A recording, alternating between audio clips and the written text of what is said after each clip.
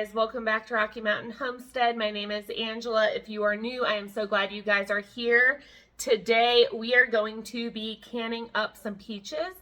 I am going to take you guys along. I got two 20-pound boxes of peaches from Azure Standard, and this time no mold, but there are some that are already getting really soft. So we are going to save those soft ones that are a little too squishy for canning for a different recipe that I'm going to be sharing with you guys in an upcoming video. Delicious. You guys are going to love it. But today we're going to preserve our peaches. These are still really nice and firm to the touch. So I am going to take you guys along for some peach jam in this video. As you could see in the beginning, I kind of showed the steps that I do in case you're a beginner and you're new. You always want to start with clean surfaces when you're preserving foods, your cutting boards, your utensils. You saw me wash up the jars. Usually I would put the jars in the dishwasher, but I just didn't have time today. Mine's only a quarter of the way full, and I want to get moving. So that can be time consuming. You can wash them in hot soapy water. That's just fine. The lids I put in warm water. There's so many changes to things all the time. Now what's suggested is that you don't even need to put your lids in warm water.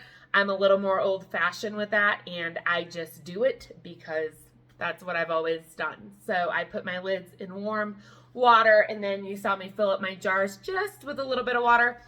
And then I keep them on a simmer to keep the jars warm. I kind of heat the jars up because when you're canning, you want everything the same temperature. So when we get done this peach jam, it's going to be hot. So you want your jars to be the same temperature so there's no temperature shock to the jars and you don't get cracks or breaks. Temperature is very important when you're canning. Sanitization. We're water bath canning, so I always take additional steps than if I were pressure canning. Pressure canning, that kills everything in the process, but water bath canning, you really want to be sanitary. So all my things are washed up and ready to go. We're going to get into these ingredients. Now, when canning, I always suggest to use recipes that are tested and approved. I have multiple ball books. As you can see, this book is loved. It's very used. We are going to go under traditional jams today, and on page 31, it's the peach or pear jam, and that is what we're doing today. I am doubling mine, so it usually makes about 8-ounce jars. I'm hoping to get 12 8-ounce jars.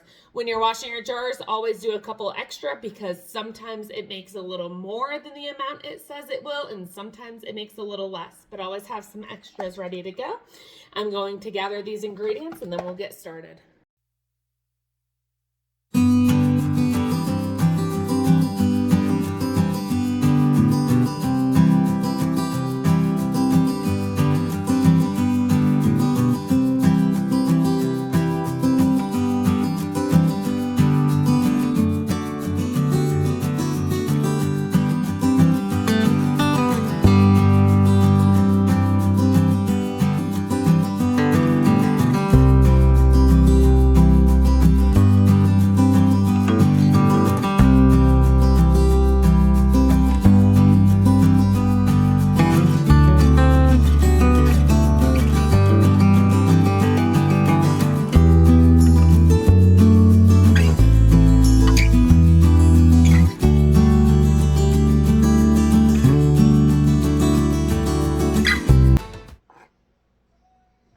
Okay, so I am doubling this, but I have my 8 cups of finely chopped peaches.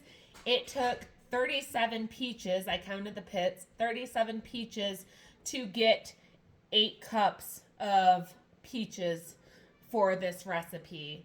So the sizes varied, some were large, some were small, but I have my 8 cups of peaches. At this time, I am also going to add my 4 tablespoons of lemon juice.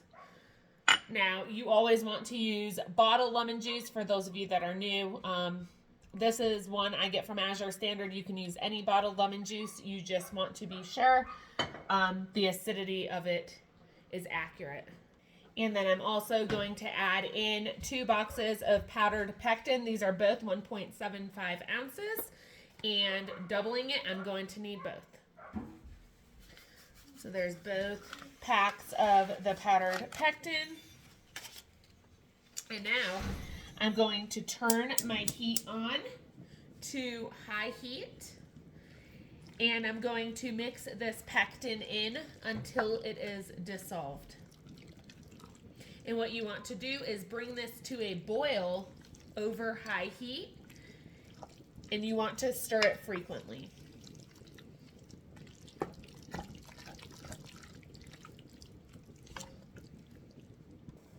Okay, now that this is boiling on high heat, I'm going to add in my sugar.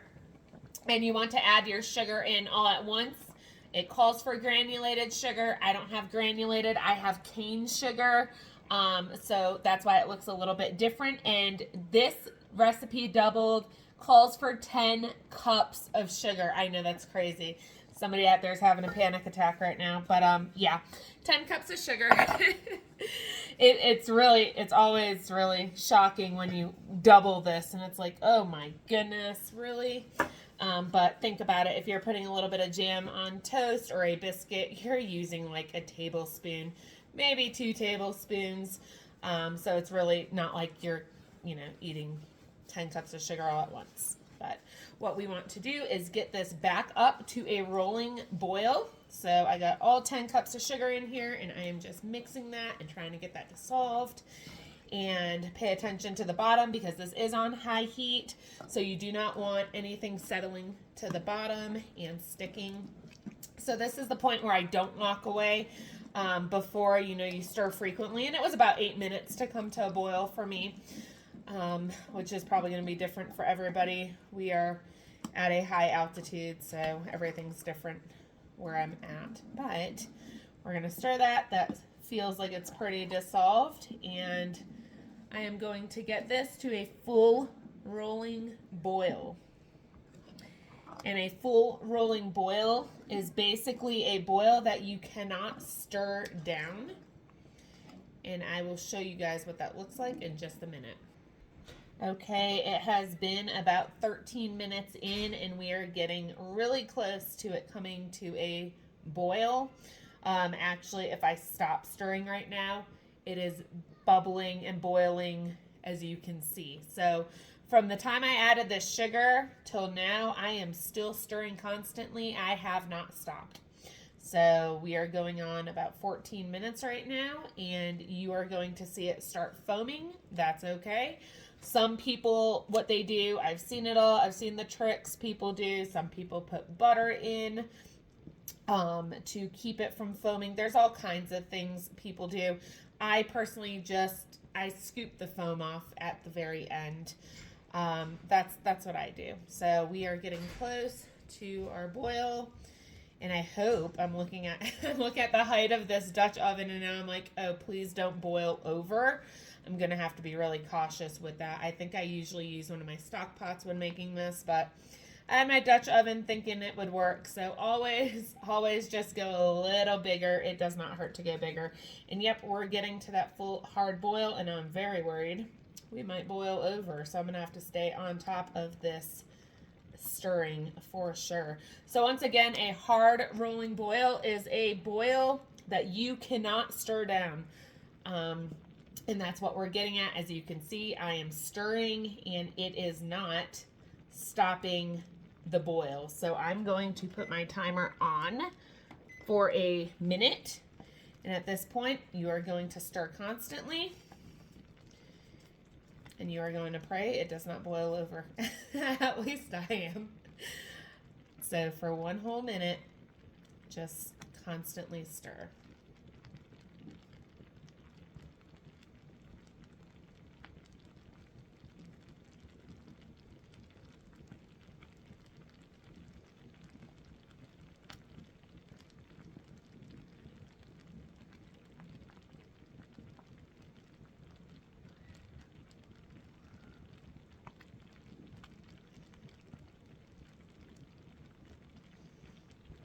Okay, we are almost done.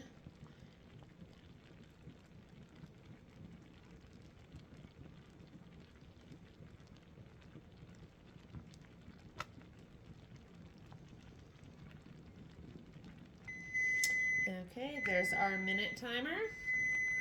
I'm going to shut the timer off. I'm going to shut my stove off.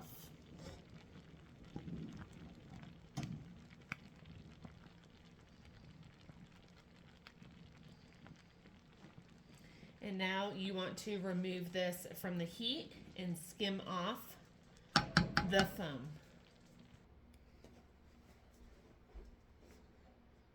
I got one of my heavy duty cooling racks out, and as you can see, all that foam is already right at the top, and this is where you just come in with a spoon, and if you can see, hopefully it's angled good enough, you just spoon that right off, and then you can see the jam underneath, which is a nice beautiful color. And that's all you're going to do to skim off the foam. So I am going to be doing this for the next minute or so, and I'll bring you back when I'm done. Okay, now the majority of the foam has been scraped off. You can just put it in the side in a dish. When I do strawberry jam, I like to add that into my kids' milk. Sometimes they like to do that. And it's a thick, as you can see, it's just foam off the top. That's totally normal. Yep, I'm eating it. It's delicious. Is it dangerous if you still have some foam remaining? No. It's just really a cosmetic thing. Jam looks a lot prettier in a jar when it is, clear. It's a really gorgeous color, so that foam can mess with that. And yeah, so a lot of people just like to skim off that foam. If there's a little bit in there, it's okay. Okay, so I have my jars, my lids, all my things ready. You also want to keep a little dish of white distilled vinegar on the side and a clean rag, because you will get jam and sticky stuff when you're debubbling, especially on the rim of your jars. And you don't want that because that can compromise your seal. So I am going to start getting these canned up over here. And with peach jam, okay, I have to move stuff a little bit closer. So with this peach jam, you want a 1/4 inch of headspace. So you're going to fill your jar as close as you think you need to be. And then you want to take your debubbler and you want to go around and debubble. So you're basically going up and down, kind of, just getting all those little air bubbles out so they're not trapped in there. And after you are done debubbling, yes, honey. So I'm going to check to see if I have my 1/4 inch headspace, and I actually can add a tiny bit more in. So I'm going to do that, and this is where it can get sticky on the rim. And I definitely just did that. So we are at a 1/4 inch, and ooh, that's very hot. Let me bring you to me. Actually, this is perfectly on the tripod, and I don't want to move it right this second. So as you can see, it is right under a 1/4 inch of headspace, and that is what you want. So I am now going to dip my cloth in the white distilled vinegar and kind of clean my mess up that I made. And what you're doing is just going around the rim, on the edge.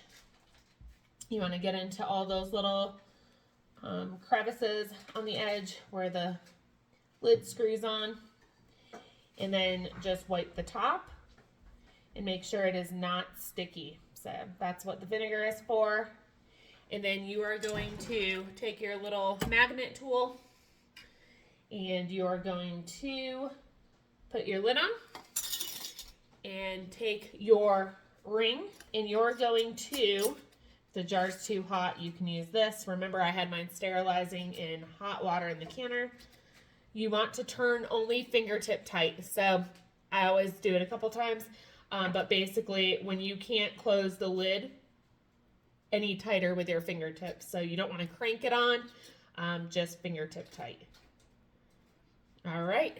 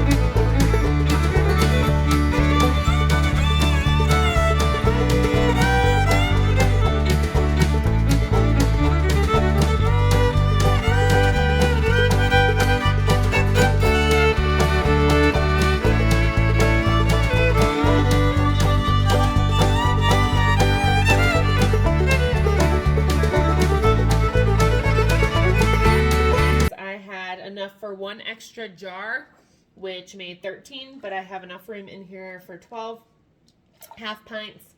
So I am probably going to stick that one in the fridge just to have on hand. I am scooping out some of the water right now because there is too much water and I don't want it to boil all over my stove and my floor and my cabinets. So you only need, well, you need at least an inch of water above your mason jars when you're water bath canning. I personally like to have, I usually do 2 inches of water above the jars, and I have way too much, so I'm just scooping it out so it doesn't make a huge mess. So I have my heat on high, and I'm going to cover this lid. All the jars are completely covered by water, which is what you want. And I will bring you back when this is at a hard boil. Okay, so as you can see here, we are at a hard rolling boil. So I am now going to start my timer. In the book, it says 10 minutes process time, but because I am at over 7,000 feet, I need to add to that 15 minutes. So that will be 25 minutes. I am setting a timer for, and I will be back in 25 minutes. If you want to make this yourself, and you want your time for your elevation, this is what you go by, and this is how much you would increase it.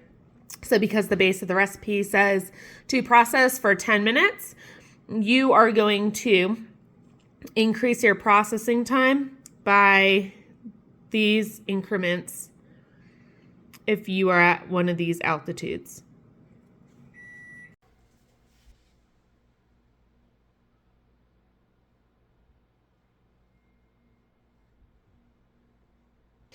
Okay, now, yep, the lids are popping. I had a phone call. I had a meeting that I had to deal with on the phone.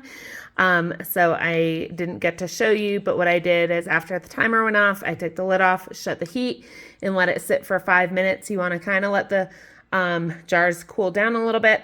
So after 5 minutes of sitting in the canner with the lid off and the heat off, I just pulled these. So as you can hear them pinging, it is a beautiful sound when you are canning. So it looks like we will have 12 jars of peach jam to put up on the shelves.